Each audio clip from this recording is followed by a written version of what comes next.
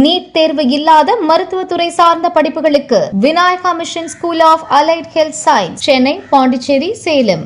அதிமுகவில் குழப்பமான சூழல் நிலவி வரும் நிலையில் 4 எம்எல்ஏக்கள் பதவியை ராஜினாமா செய்துவிட்டு முதல்வர் விஜயின் தாவேகாவில் சேர்ந்தனர்.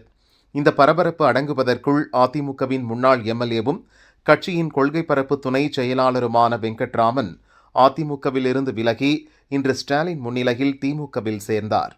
அவருடன் காஞ்சிபுரம், ஆலந்தூர் பகுதியின் முக்கிய நிர்வாகிகள் சிலரும் திமுகவில் இணைந்தனர். பின்னர் முன்னாள் அமைச்சர் அனிதா ராதாகிருஷ்ணனுடன் சேர்ந்து செய்தியாளர்களிடம் பேசினார் வெங்கட்ராமன். மாண்புமிகு முன்னாள் அமைச்சர் திரு நடேசன் பால்ராஜ் அவர்களுடைய மகனும் நம்முடைய அண்ணன் அனிதா முன்னாள் அமைச்சர் கழகத்தினுடைய மூத்த முன்னோடி அண்ணன் அனிதா ராதாகிருஷ்ணன் அவர்களுடைய சித்தப்பா மகனுமான திரு வெங்கட்ராமன் அவர்கள் இன்றைய கழக தலைவர் அண்ணன் தளபதியார் அவர்கள் தலைமையில் தனி திராவிட முன்னேற்ற கழகத்தில் இணைத்துக் கொண்டார். இப்பொழுது அவர் பேசுவார்.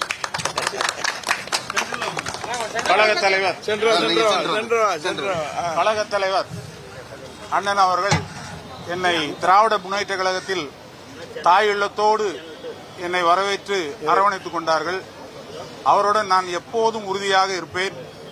இந்த நிலையான குழப்பமற்ற ஒரு தலைமையின் கீழ் பணியாற்ற எனது மனம் ஆவலாக இருக்கிறது. இன்று முதல் என் கழக பணியை சீரும் சிறப்புமாக செய்வேன் என்று இந்த நேரத்தில் சொல்லி வாய்ப்புக்கு நன்றி கூறுகிறேன். குழப்பம் இதெல்லாம் உங்களுக்கு தெரியாத விஷயமா ஏன்ட்ட கேக்குறீங்க? எல்லாத்துக்கும் ஊரறிஞ்ச விஷயம் தானே, அதை போய் பெருசா சொல்ல வேண்டாம். இது ஒரு நிலையான தலைமை. இந்த தலைமையின் கீழ் வேலை செய்து தமிழ் இனத்துக்கு சேவை செய்யணும். அது தலைவர் மீண்டும் இந்த கழகத்தினுடைய ஆட்சி மலர வேண்டும் என்று எங்கள் பணி இருக்கும் என்பதை இந்த நேரத்தில் சொல்லி உங்களுக்கு எல்லாம் நன்றி சொல்லி விடுது. தொடர்ந்து பேசிய அனிதா ராதாகிருஷ்ணன், சீமான் வீட்டுக்கு தாய்மாமன் சீர் கொண்டு சென்றதற்கு ஸ்டாலின் வாழ்த்து தெரிவித்ததாக சொன்னார். சீருன்னா மரியாதைக்குரிய காளிமுத்து அவர்கள், நான் சின்ன வயசுலேருந்து அவரோட இருந்து பழகினவன். இன்னைக்கு சீமான் அவர்களுடைய மனைவி அன்றைக்கு சின்ன பிள்ளையா இருக்கும்போது நாங்க தங்கச்சியா அதை இது பண்ணியிருக்கோம். அந்த தங்கச்சிக்கு இன்னைக்கு பெண் குழந்தை காளி பிறந்திருக்கு. அதை உலகுக்கு தெரியப்படுத்தணும்.